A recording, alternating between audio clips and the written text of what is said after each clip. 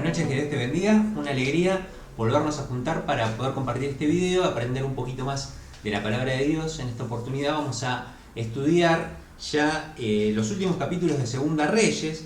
Voy a hacer mención a una historia que está relatada en la última parte del capítulo 23 y algo del capítulo 24, y ya después queda el último capítulo para terminar el libro.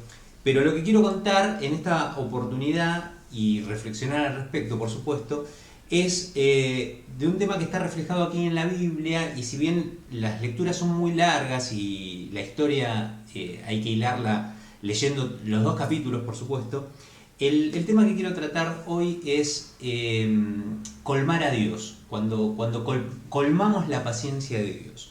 Aquí vamos a ver una historia donde la paciencia de Dios es colmada, y a pesar de que hay un rey que muestra ser una persona piadosa y buscar a Dios, y a pesar de que Dios detiene su ira durante el reinado de este rey, luego cuando vienen los sucesores de este rey, Dios va a derramar un juicio sobre Jerusalén y sobre toda Judea, que tiene que ver con castigar de alguna manera el pecado de un montón de reyes y un montón de personas que habían estado a cargo de la nación y que habían hecho las cosas que no correspondían. Por eso el mensaje en esta oportunidad se llama colmar a Dios, y me gustaría al menos sacar dos reflexiones que me parece que debiéramos tener en cuenta a la hora de relacionarnos con Dios y cómo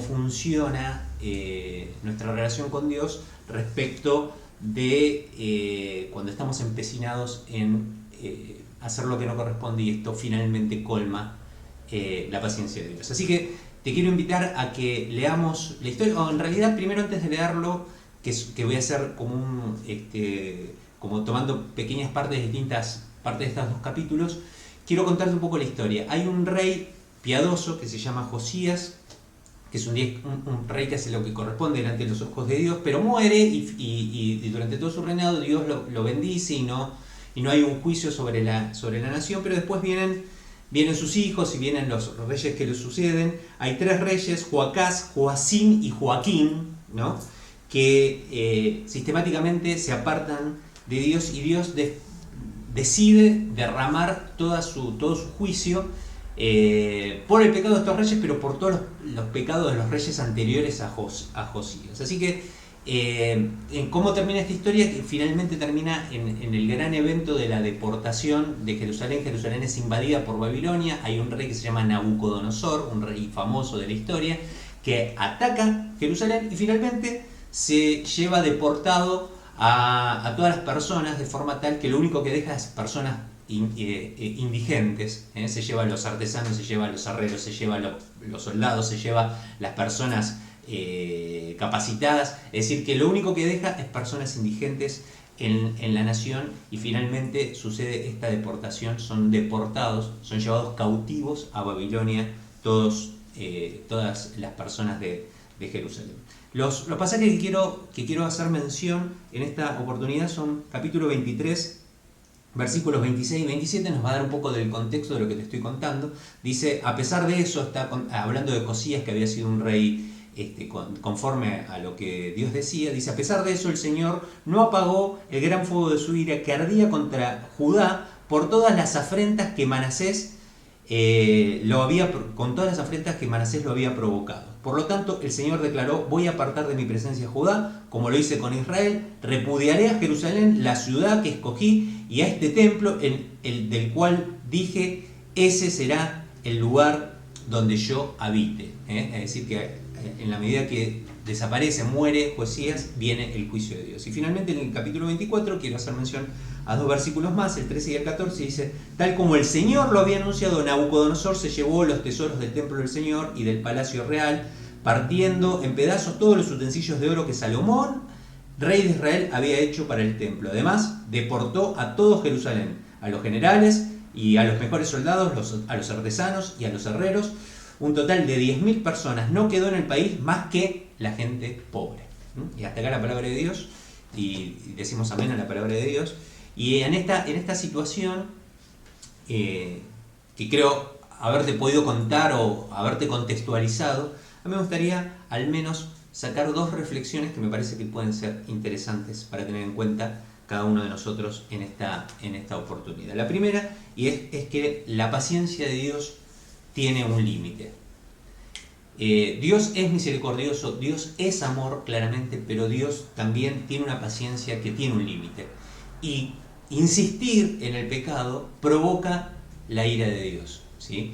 Colma la paciencia de Dios. La palabra de Dios nos advierte de lo terrible que es caer en las manos del Dios Santo, ¿no? Digamos, cuando nosotros quizás nos sobreaprovechamos de la paciencia de Dios, del amor de Dios, de la misericordia de Dios, y a veces que lo tomamos como